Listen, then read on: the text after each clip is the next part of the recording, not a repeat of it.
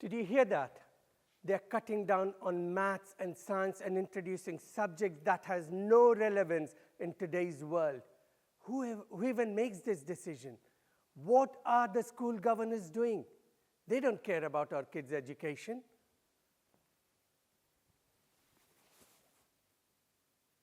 Do you know who the school governors are? Did you vote for them? Did you attend the meeting where these decisions were made? I saw the email, but I didn't do anything about it. I don't have time. Who even has time for any of these things? That right there is the problem. Ladies and gentlemen, how many of you have been that first parent, frustrated and angry? How many of you have been that second parent, aware but indifferent? This pattern repeats itself in schools, in your neighborhood, in your workplace, even in the national matter. We assume someone else will take care of things. But when the decision impacts us, we complain. This is not new. Mahabharata warns us, inaction at the right time can have irreversible consequences. Arjun, the greatest warrior of his time, sat silently when Draupadi was being humiliated in the court of Kaurava. Perhaps he thought it wasn't his place to be. Perhaps he thought someone else will stand up to this. Years later, in the battlefield of Kurukshetra, Arjuna hesitated when his own duty called upon. He asked, should I act? Was it because he was directly involved? Does this sound familiar? We avoid decisions when it does not affect us immediately. But when the impact reaches our doorstep, we panic, we complain. Your inaction today determines your struggle tomorrow. Let me give you another example. I attended a social gathering in my neighborhood, and as I come from political background, I heard a group of neighbors talking about something politics, and I got involved. They were talking about how much mess the city is in, the terrible state of roads, and on top of that, rising council taxes. That gave me an opportunity to ask them, have they voted? Do they know who their councillors are?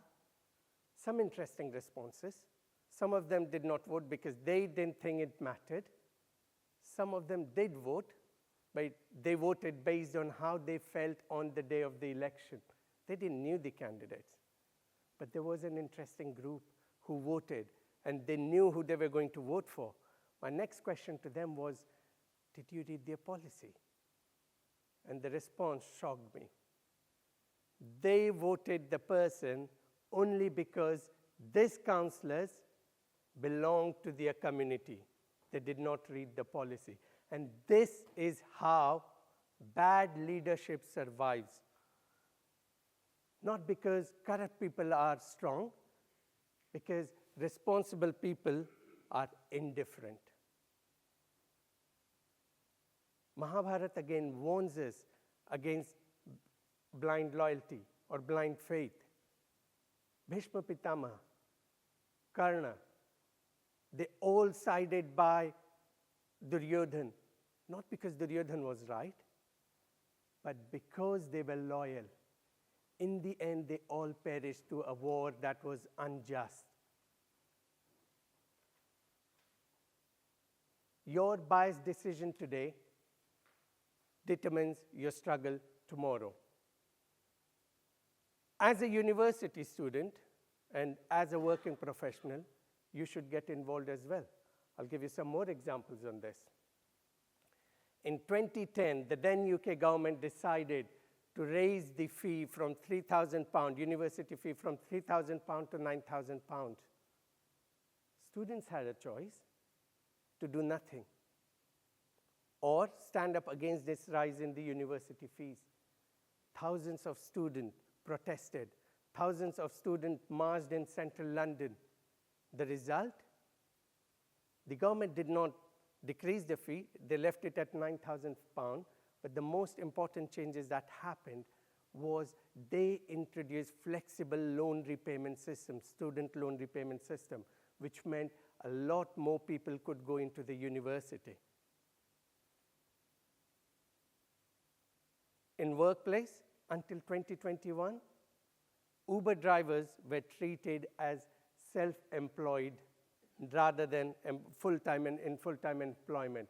What that basically means is they didn't have minimum wages. They did not have any sick pay. They did not have any pension. They all went to the UK Supreme Court. They lobbied with the MP.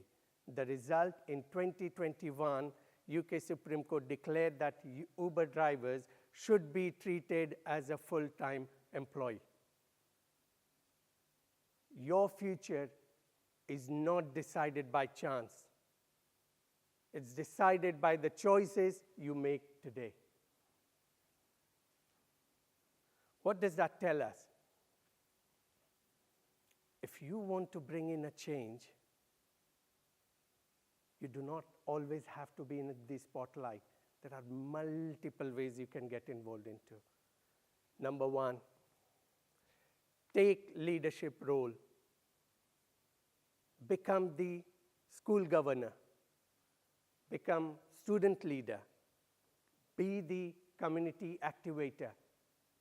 If you can't run in for a position, ensure someone who is the right person is there. So support the right candidate. Third one, be informed. Read, question, understand the policies before you make any decisions. Finally, encourage others. Talk to your family, talk to your friends, talk to your workplace colleagues, talk to your neighborhood on the importance of being involved, taking part. Now, to bring you all back to the frustrated parent, the angry neighbors, they all had one thing in common. They did not act when it mattered. In the end, they had to face the consequences of the decisions made by others.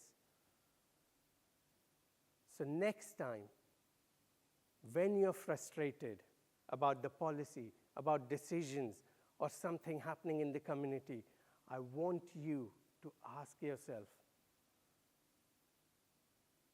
did I get involved in the outcome? Did I act when it mattered?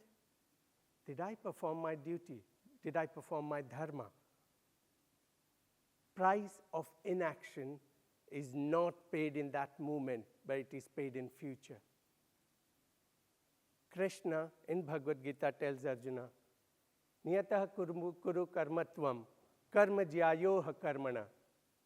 Perform your dharma, perform your duty, for action is greater than inaction. Let us not leave our future in hands of others. Time to act is now.